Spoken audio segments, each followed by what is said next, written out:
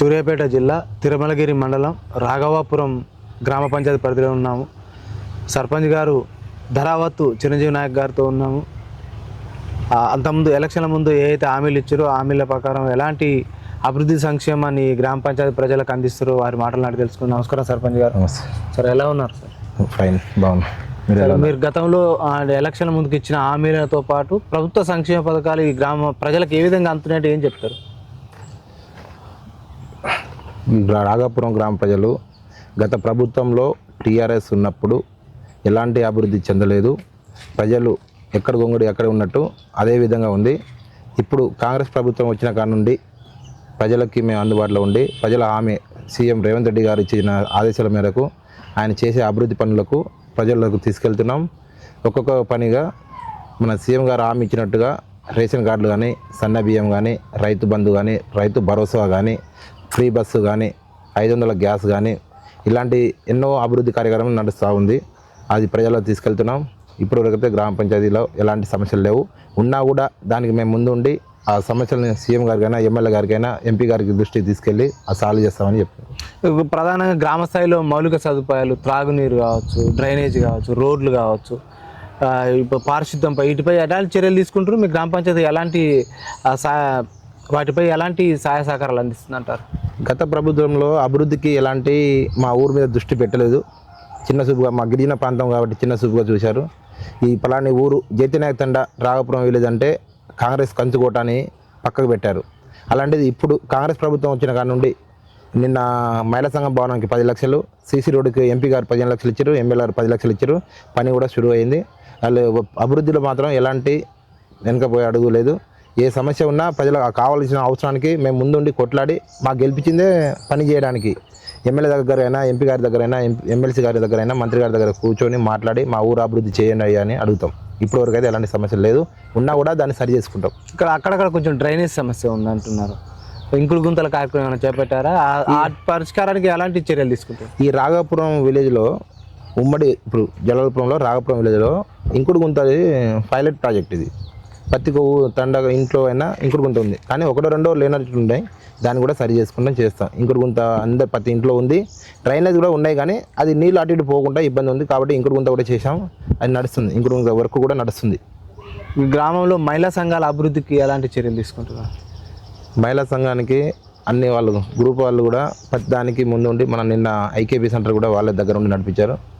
వాళ్ళకి ఎలాంటి సమస్యలు లేవు. వాళ్ళకు కూడా ఇప్పుడు సీఎం రేవంత్ రెడ్డి గారు ఫ్రీ మన వాళ్ళకు సంఘం వాళ్ళకు బస్సులు కానీ, మన పెట్రోల్ బంకులు కానీ, అనేక వాళ్ళ వృత్తి వాళ్ళకు కావాలి, ఆడవాళ్ళు నిలబడాలని వాళ్ళ సమస్యలకు ఏమైనా ఉన్నా కూడా సీఎం గారి దగ్గర దృష్టి పెట్టి మహిళా సంఘానికి మంచి అభివృద్ధి చేస్తున్నారు. గ్రామ భద్రత కోసం సీసీ కెమెరాలు ఏర్పాటు చేశారా? చేస్తాం. మేము వచ్చి దగ్గరనే ఇప్పుడు సంవత్సరం కూడా కాలేదు. దాని ప్లానింగ్లో ఉన్నాం. ఆల్రెడీ మాట్లాడుతున్నాం. దాతలు కూడా ఉండాలి కదా. పెద్ద 2 ఊర్లు కాబట్టి 1-2 కెమెరా ఉంటే మా సొంతంగా పెట్టుకోవచ్చు, కానీ చాలా పెద్ద ఊరు.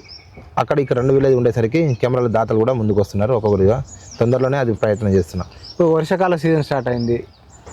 పారిశుద్ధ్యంపై ఎలాంటి చర్యలు తీసుకుంటారు? మొక్కల పెంపకం ఏ విధంగా కొనసాగుతుందంట? రాఘపురంలో మన ఆల్రౌండ్ నర్సరీ మొక్కలు మా దగ్గర చాలా ఉన్నాయి. అప్పటి నుండి కూడా మా ఊరు చెట్ల మొక్కలైనా ఫస్ట్ ఉండేది. ఇప్పుడు కూడా మేము నాటడానికి ముందుకున్నాం. ఆల్రౌండ్ ప్రతి ఒక్క విలేజ్లలో రోడ్ల గల్లీ అయినా, మెయిన్ రోడ్కి అయినా మొక్కలు నాటుతూనే ఉన్నాం.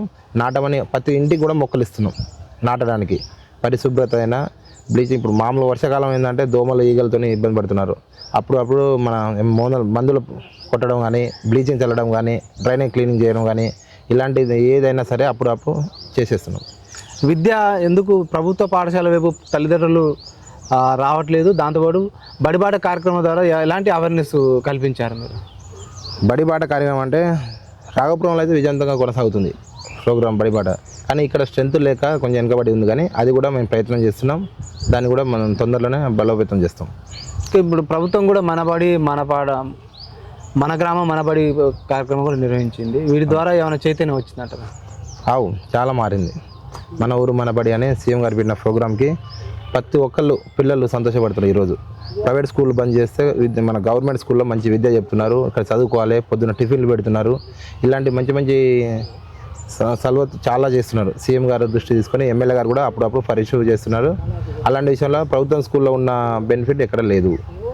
ఫుడ్ విషయంలో అయినా కానీ, స్టడీ విషయంలో కానీ, మెయింటెనెన్స్ విషయంలో కానీ, ఏ విషయంలో అయినా సరే కానీ ప్రభుత్వ స్కూలు మంచిదే అని నేను అనుకుంటాను. ఇప్పుడు గ్రామంలో బాగా యువత పెడదారి పడుతున్నారు, వారి ఉజ్వల భవిష్యత్తు ఆగం చేస్తున్నారు, మత్తు పానీయాలకు అలవాటు పడుతున్నారు.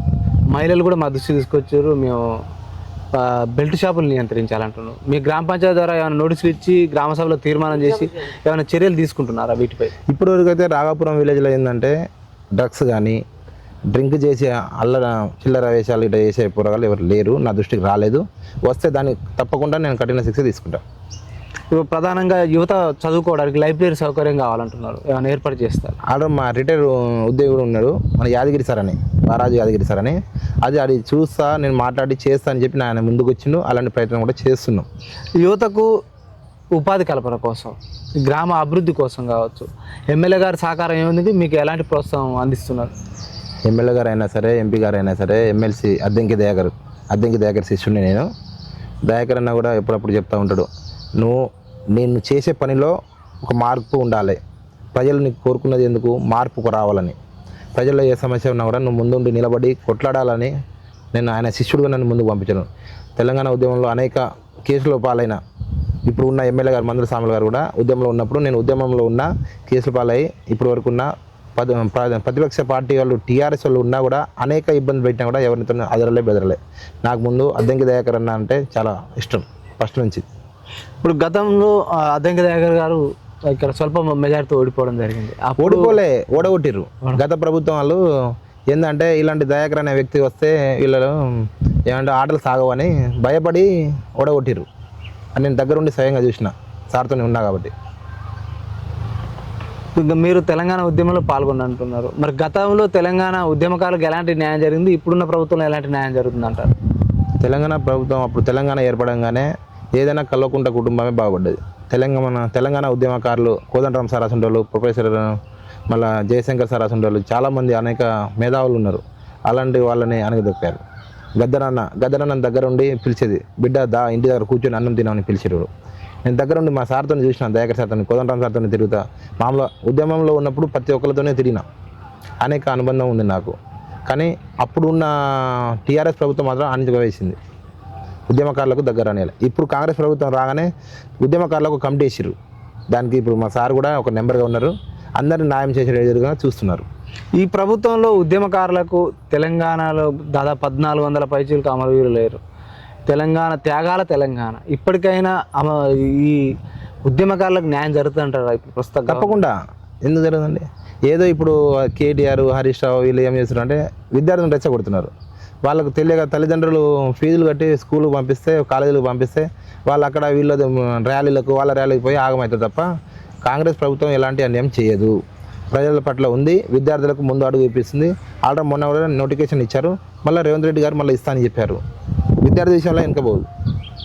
ప్రస్తుతం ఎమ్మెల్యే మందుల సాములు గారి ఆధ్వర్యంలో ఎలాంటి అభివృద్ధి జరుగుతుంది, ప్రజలకు అందుబాటులో ఉంటున్నారు, సమస్య పరిష్కారానికి ఎలా స్పందిస్తున్నారు ఎమ్మెల్యే గారు? అభివృద్ధికి అయితే ఎమ్మెల్యే గారు వెనకాడు ఏమి వేయట్లేడు, ఓకే. కానీ నిన్న మొన్న బీఆర్ఎస్ నుంచి వచ్చిన వాళ్ళకు పదవులు ఇచ్చి ఈ కొంచెం ఇబ్బందికరంగా చేస్తున్నారు అంతే తప్ప అభివృద్ధి విషయంలో ఎలాంటి ఏం ప్రాబ్లం లేదు. ఎంపీ గారు కూడా స్పందించి, ఎంపీ గారు ఏదైనా ఉంటే స్వయంగా ఏమైనా వర్క్ ఉన్నా కూడా ఇస్తా అని చెప్పి ఆయన ముందడుగు వేస్తున్నారు. మంత్రి గారు ఉత్తమ్ సార్ కూడా మాట్లాడినప్పుడు కూడా మేము అందరం పోయినాం. ఈ ఊరు మీద అనేక ఇబ్బందులు ఉన్నా కూడా దీని మీద దృష్టి పెట్టి అనేక అభివృద్ధి చేస్తానని ముందుకున్నారు. కేంద్రం రాష్ట్రాల నుంచి నిధులు ఏ విధంగా అందుతున్నాయి గ్రామ పంచాయతీలు? ఇప్పుడు కేంద్ర ప్రభుత్వం అయితే నిధులు ఏమీ రాలే, చేసి ఒక 5 లక్షలు తప్ప ఏమి ఇవ్వలే. ఏదో ఇస్తున్నామని చెప్పారు కానీ అలాంటిది ఏం రాలేదు మా దగ్గర అయితే. ఇప్పుడు ప్రధానంగా గ్రామంలో బాగా రైతులు ఇబ్బంది పడుతున్నారు ఈ కోతులతోటి, కుక్కలతోటి. ఈ కోతులు నియంత్రించాలని అంటున్నారు. మీరు కోతులు పెద్ద అంటే ఏం లేదు, అంటే ఊర్లో బట్టి వస్తున్నాయి. అంటే అడవులు కొట్టేసినప్పుడు బీఆర్ఎస్ ప్రభుత్వంలో అడవిని కబ్జాలు చేసుకున్నప్పుడు కోతులు ఎక్కడ ఉంటాయండి? ఇప్పుడు వాళ్ళకు ఉన్న జీవన అడవినే మొత్తం కబ్జా చేసి అప్పుడు ధరణి పేరు మీద తీసేసి మొత్తం ఎక్కడంటే అవుటర్ రింగ్ రోడ్ ఉంటుంది దానికి పట్టా చేసుకున్నప్పుడు తిన్న బీఆర్ఎస్ నాయకులే.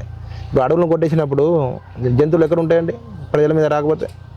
ఇప్పుడు సీఎం రేవంత్ రెడ్డి గారు వచ్చినప్పుడు అడవులను ఏర్పాటు చేసి, ఇప్పుడు మొన్న మన ఎల్బీ నగర్ దగ్గర ఆయన, ఇప్పుడు మన కోకబెడ్ దగ్గర ఎక్కడ అడవులు తయారు చేసి పక్షుల కొరకు చేస్తున్నారు. ఇక్కడ గ్రామ స్థాయిలో రైతులకు యూరియా ఏ విధంగా అందుతుందంటారు? యాపు అర్థం కావట్లేదు. అక్కడ యూరియా స్టార్టింగ్లో అర్థం కాలే, ప్రజలకి అర్థం కాలే వాస్తవమే. కానీ ఇప్పుడు కొంచెం అవగాహన వచ్చింది. ఎవరైనా తెలియకపోతే తెలిసిన వాళ్ళ దగ్గర పోయి తెలుసుకొని అది యాప్ ద్వారా అందుకుంటున్నారు urea. Election commission of India voter ప్రత్యేక సమగ్ర సర్వే చేపట్టింది. దాంట్లో అంటే ఇప్పుడు బిఎల్ఓల ద్వారా ఎన్యూమరేషన్ ఫారాలు అందజేస్తున్నారు. ఎన్యూమరేషన్ ఫారాలు నింపే విషయంలో కొంచెం చదువు రాక అర్థం కావట్లేదు అంటున్నారు. అవును.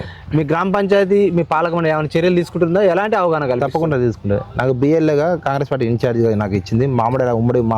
ఉమ్మడి జలాలపురం మరికొండ తనకి ఇన్ఛార్జ్ ఇచ్చారు. దాన్ని పర్సూ చేస్తున్నాను. అది అర్థం కాని వాళ్ళని మన యువకులు ఉన్నారు కదా, ఊర్లో ఉన్న యువకులని దానికి ట్రైనింగ్ ఇచ్చి వాళ్ళతో పాటు ఫామ్లు కూడా నింపించి ఒక సార్ కూడా ఇన్ఛార్జ్ వస్తున్నారు. వాళ్ళతో పాటు వాళ్ళు కూడా ఫిల్అప్ చేసి ఇస్తారు. ప్రజలు ఇబ్బంది పడవలసిన అవసరం లేదు. మీ ఇంటి దగ్గరికి వస్తారు, మీ సేవ చేస్తారు, మీ ఫామ్లో ఏది ఉన్నా కూడా వాళ్ళు పర్సూ చేస్తారు. ఇక్కడ ఈ గ్రామాన్ని భవిష్యత్తులో ఎలాంటి అభివృద్ధి సంక్షేమ వైపు తీసుకుపోయే మీ విజన్ ఉంది? మీరు ప్రజలకు అభివృద్ధి కోసం మీకు 5 ఏళ్ళకు పట్టం కట్టారు. మీరు ప్రజలకు ఏం హామీ ఇచ్చారో హామీ ప్రకారం ఎలా ముందుకెళ్తున్నారు? అభివృద్ధి చేయాలనే రాజకీయంలో వచ్చినాం. గత ప్రభుత్వంలో మాకు ఎలాంటి పదవులు లేకున్నా కూడా కరోనా సమయంలో మాతో పాటు మా ఫ్రెండ్స్ అయినా ఎవరైనా సరే, మా నాగన్న అయినా సరే, మిగతా మా ఫ్రెండ్స్ కూడా అందరు కలిసి కరోనా సమయంలో ప్రతి ఒక్కరు సేవ చేసినాం. మా తండ్రుల వీధి లైట్లకైనా ఏదైనా సరే గత ప్రభుత్వంలో మేము సేవ చేసి ముందడుగు ఉండి ఈరోజు ఇక్కడ రాజకీయంలో సర్పంచ్గా నిలబడ్డా.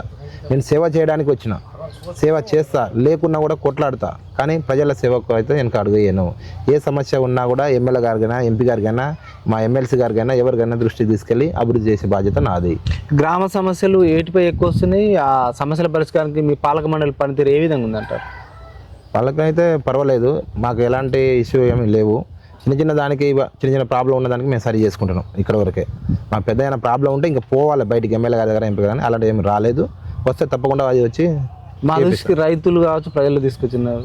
గత ప్రభుత్వంలో ధరణిపోవడం వల్ల కొంచెం అన్యాయం జరిగింది. మిస్సింగ్ సర్వే నెంబర్లు కావచ్చు, సాదా బైనామాల ఆ సమస్య పరిష్కారం కాలేదు. ఇప్పుడున్న భూభార చట్టం ద్వారా పరిష్కారం అవుతుందా? మీరు సర్పంచ్గా ఎలాంటి న్యాయం చేస్తున్నారు? అయితే గత ప్రభుత్వం ఏం చేసిందంటే ధరణి తీసుకొచ్చి ప్రజలని మబ్బబెట్టి ఏమంటారు, ఉన్నోడు తెలిసినోడే పట్ట చేసుకున్నట్టు పేదోనికి ఏం అందలే. ఇప్పుడు ల్యాండ్ ఉన్నా కూడా నా ల్యాండే ఉంది, నాకు ఒక 2 ఎకరాలు ఉంది, ఆ 2 ఎకరాల పట్ట కూడా నా పేరు మీద లేదు, పక్కోడు చేయించుకుండు. ఇప్పుడు దానికి నేను 4 తిప్పలు పడి నేను చేయించుకున్నా, ఇంకోటి అట్లా చేయించాలి కదా. ఇప్పుడు భూభారతి వచ్చింది, రేవంత్ రెడ్డి గారు తీసుకొచ్చారు. ఆల్రెడీ మొన్న ఎంఆర్ఓతో కూడా మాట్లాడినా, మన సిద్ధి సముద్రం, గుండెపూరి, బండ్లపల్లి, అనంతరం రీసర్వే నడుస్తుంది, మీ దగ్గర కూడా తప్పకుండా పెడతా, ప్రజలకు న్యాయం చేస్తా అని చెప్పారు. ధరావత్ చిరంజీవి నాయక్ గారు ప్రజా సమస్యల పట్ల ఎట్లా ఉంటారు? ప్రజల ఫోన్కు స్పందిస్తారా? నిత్యం అందుబాటులో ఉంటారా? ప్రజల్లో ఉంటాను కాబట్టి మా తాతగారు ఉండేది వాల్య నాయక్ అని, ధరావత్ వాల్య నాయక్ అని. ఈ ఊర్లో ఒక పెద్ద మనిషిగా నడిపించేది. ఆయన లక్ష్యానికి నేను చేరుకోవాలని ఆ ఆశలతోనే నేను వచ్చిన రాజకీయంలో. మా తాతగారి పేరు నిలబెట్టాలి, వాల్య నాయక్ మనోడు పలాని సర్పంచ్ అయినని ప్రతి ఒక్కరు ఇప్పుడు అనుకుంటున్నారు. కానీ ఆ పేరు వచ్చినంత మాత్రానికి ప్రజలను దూరం చేసుకోవద్దు. పేరు వచ్చిన మాత్రం బయట షూట్ బూట్ వేసుకొని తిరగడం కాదు. ప్రజల్లో ఉండి, ప్రజల్లో కొట్లాడి, ప్రజల సమస్యలు తెలుసుకొని ప్రజాతానికి ముందు నడపాలనే కోరికతో వచ్చిన. ఏ అభివృద్ధికైనా వెనక పోను. మా తాతగారు కూడా అప్పుడు అట్లే ఉండే, మా నాన్నగారు కూడా రాజకీయంలో ఉండే, అప్పటి నుంచి కాంగ్రెస్ పార్టీలో ఉంటున్నాం. కాంగ్రెస్ పార్టీలో ఏ ఉన్నా కూడా ప్రజల్లో డైరెక్ట్గా పోయి మమేకై అభివృద్ధి చేస్తున్నాం. ప్రస్తుతం మీరు ఒక యువకుడిగా ఉన్నారు, యువ సర్పంచ్గా కూడా కొనసాగుతున్నారు, యువ నాయకుడు. ఓకే. ప్రస్తుత యువకులలో పోరాట స్ఫూర్తి కావచ్చు, వారి యొక్క ఉజ్వల భవిష్యత్తును కూడా ఆగం చేసుకుంటారు. యువత పెడదారి పడుతుంది. మీరు యువత రాజకీయాల వైపు రావడానికి కావచ్చు, వారి భవిష్యత్తును బంగారుమయం చేసుకోవడం విషయంలో మీరు ఎలాంటి సూచన సలహా ఇస్తారు యువతకు? అయితే గత ప్రభుత్వం ఏం చేసిందంటే ఉద్యోగాలు ఇవ్వలేక నిరుద్యోగులు చాలా ఇబ్బంది పడ్డారు. అంటే ఒక 30-38 సంవత్సరాలు ఇట్లా లిమిట్ ఉంటుంది కదా, దాటిపోయిన వాళ్ళు చాలామంది ఇబ్బంది పడుతున్నాం.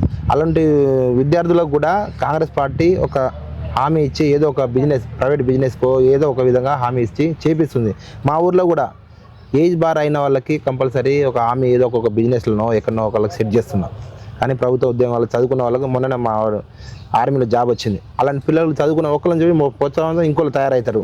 కానీ మా తండ్రిలో ఈ డ్రగ్స్ కానీ డ్రింక్ కానీ ఎలాంటి ముందు అడుగు వేయలు, తాగరు కూడా. తాగినా కూడా నా దృష్టికి వస్తే తప్పకుండా కఠిన చర్య తీసుకుంటా. సో ఫైనల్గా ఈ రాఘవాపురం గ్రామ పంచాయతీ ఒక రోజు చేసి పెడతా. మనం చెప్పి పోవడం కాదు. ఇప్పుడు మీడియా వచ్చింది, మీడియా ముందు మాట్లాడి చెప్పిపోవడం కాదు. మా లక్ష్యం అభివృద్ధి. నా పనే, నా అడుగు తీరే ప్రజల కోసం. నేను ఉన్నదే ప్రజల కోసం. అభివృద్ధి చేసి చూపెడతా. ఆల్రెడీ నాకు అన్ని ఉద్యమంలో నుంచి కాకుండా రేవంత్ రెడ్డి గారు పాదయాత్ర చేసినప్పుడు, పాదయాత్రతో సహా నేను సార్తో అద్దంకి దయాతో ఉన్నప్పుడు వాళ్ళతో పాటు బట్టైన పాదయాత్రలైనా, మిలియన్ మార్చ్లైనా అన్నిట్లో పాల్గొన్నా. అందరితో నేను మంచి స్నేహితులు, అంటే దగ్గర పరిచయాలు ఉన్నాయి. పోతా, నా ఊరిని ఇట్లా కావాలి సార్ అంటే నా స్వార్థంగా నేను అడగా. నా ప్రజలకు ఇవి కావాలి సార్ అని అడగడానికి ముందుకు పోతా తప్ప నా అవసరాలకైతే పోను. వెంకరెడ్డి సార్ కూడా దగ్గర ఉండి చిరంజీవి అని పిలుస్తాడు. మా ఊరు అభివృద్ధి కోసం నేను ఎవరి దగ్గర పోయి చేయి చాపి నాకు పైసలు కావాలి సార్ అని అడగలే. నా ఊరికి ఈ పని ఉంది సార్ చేయండి, నా ప్రజలు మంచిగా ఉండాలి, నా ఊరు బాగుపడాలనే లక్ష్యంతోనే ఉంటా. Okay sir, thank you sir. మరో గ్రామ పంచాయతీలు మరో అంశంలో మీ ముందుకు వస్తుంది ప్రజావేదిక అని వచ్చాను. Thank you sir. ఓకే.